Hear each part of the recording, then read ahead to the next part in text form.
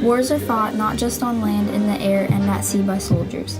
They're fought by the civilian that makes the bullet for a soldier's gun barrel used on the battlefield, by the family that has a little garden in their backyard so that they can help in the war effort by rationing food, by a little boy with his wagon full of scrap metal for a scrap metal drive. Armies are only as good as the country that stands united behind them. Britain and the United States were among these of the Allied powers to motivate their people in different ways on the home front.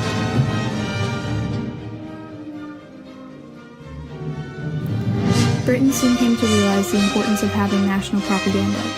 Films were produced, radio broadcasts became popular, and posters were issued throughout the country for British citizens. After declaring war on Germany, British officials published Why Britain is at War, the first official British government propaganda of the war. They also published How Hitler Made the War and used Hitler's own words against him. It had only documents and no pictures inside, so most thought it would not sell. The BBC radio earned a lot of credibility during the time of war. They were one of the only broadcasting stations to produce only the truth as opposed to the Nazi radio channel. George Orwell, a famous British author, was quoted to once have said, "I heard it on the radio" is now almost equivalent to "I know it must be true." In Britain, colored ration books were given out during the war to purchase food. Green books were used for pregnant women and children to the age of 5. Blue books were used for children in their teens, and beige were used for adults. The British Ministry of Agriculture told civilians to grow their own food and start the Dig for Victory campaign. Food was rationed, but 2 years later, clothes were also rationed during the war. Civilians were also told to make do and mend, because there were not enough materials to make clothing. When clothes started to deteriorate, civilians made them into new clothing. The country needed to preserve material in order to have enough clothing for the troops. British women took their husbands' jobs. They helped on the home front, running households and fighting a daily battle of rationing, recycling, reusing, and cultivating food in allotments and gardens. At first, only single women, aged 20 to 30, were called up, but by mid-1943, almost 90% of single women and 80% of married women were working in factories. 640,000 women were in the armed forces. 80,000 women joined the Women's Land Army and were called land girls. Around that time, Britain's school system planned to have kids finish school around ages 14 to 15. Children's education suffered during the war. 1 in 5 of the country's schools were damaged by bombing, and many others were requisitioned by the government. Children were crammed into large classes, and stationery and books were often in short supply. Children of all ages could get involved in the war effort. Older boys and girls joined the Boy Scouts and Girl Guides. They supported air raid precautions by acting as messengers or fire watchers. Younger children helped salvage war materials, raise money for munitions, or knitted comforts for troops. 1/3 of the British population was part of the workforce and jobs, contributing to the war. This included 7 million women. Ernest Bevin, the Minister of Labor, introduced a law in March 1941 called the Essential Work Order, or the EWO. The EWO put workers in jobs that were mandatory for the war, and employers had to have permission from the Minister of Labor to fire the employees. Groups of skilled workers could get out of military service. It was also necessary for women aged 18 to 60 to register for war work.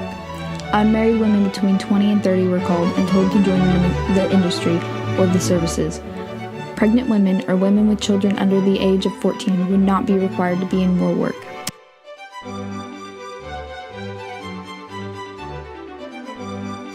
While some posters were inspirational and sought to give hope to American people, also known as white propaganda, some artists made posters that could border on being fear propaganda, which is known as black propaganda.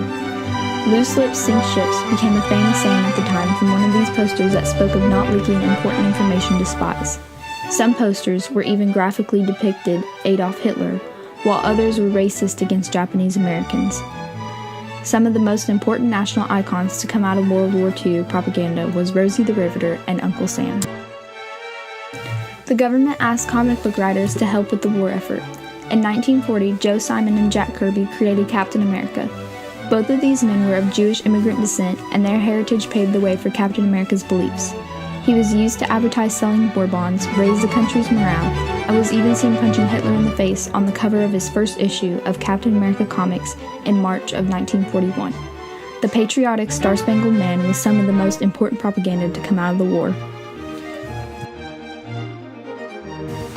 First known as defense bonds, war bonds later changed names after the attack on Pearl Harbor. Their purpose was to reduce inflation and remove money from circulation. It was basically a loan to the government to finance the military during the war. Famous actors would go on bond tours around the country. Stars like Rita Hayworth and Bette Davis went around the country on 7 tours to promote the sale of war bonds. After the devastating attack on Pearl Harbor, President Franklin Roosevelt enacted the Executive Order 9066, which introduced internment camps to Japanese Americans. The policy forced anyone of Japanese descent to move into an isolated camp to prevent what most thought of as espionage inside of America. Most of these camps were on the coast due to an increase of Japanese population along the states of the coast. Approximately 117,000 people were affected by the Executive Order 9066, even though a majority of these people were American citizens. The internment camps ended after the Supreme Court's decision of the Indo versus United States case. They gave Roosevelt a chance to close the camps and announced their decision a day after his. The last camp closed March 1946. This would turn to be one of the worst civil rights acts on American soil in the 20th century. In 1942, the food rationing program was started to avoid anger from the government over the failing economical system. Every American was issued a series of ration books during the war, which contained an allotted number of removable stamps per item per family. The system was divided by red stamps and blue stamps. Red stamps covered meat, butter, fats, oils, and with some exceptions, cheese. Blue stamp rationing covered canned, bottled, and frozen fruits and vegetables, plus juices and dry beans, and such processed food as soups, baby food, and ketchup. A person could not buy a ration item without also giving the grocer the right ration stamp. Other systems were implemented as well, including Meatless Wednesdays and Meatless Mondays, which began when the government told civilians they needed to cut down on the consumption of important ration items. Victory gardens were also made, which allowed civilians to grow their own produce. Over 5 million tons of produce were grown from the gardens. At the war front, 350,000 American women served in the armed forces during the war. Working women, especially mothers, faced great challenges during World War II. The First Lady also urged industry leaders to build model child care facilities for their workers, like modern-day cares. Still, these efforts did not meet the full need of child care for working mothers. After the war, women were fired from many factory jobs. Within a few years, about a third of women older than 14 years worked outside the home. As the men fought abroad, women on the home front worked in defense plants and volunteered for war-related organizations, in addition to managing their households. Politicians claimed that American education system wasn't rigorous enough and needed more mathematics and science education. School dropouts became a norm for the adolescents. High school enrollment went from 6.7 million in 1941 to 5.5 million in 1944. Only a third of teachers were still teaching in 1944. The country that most motivated its people was the United States.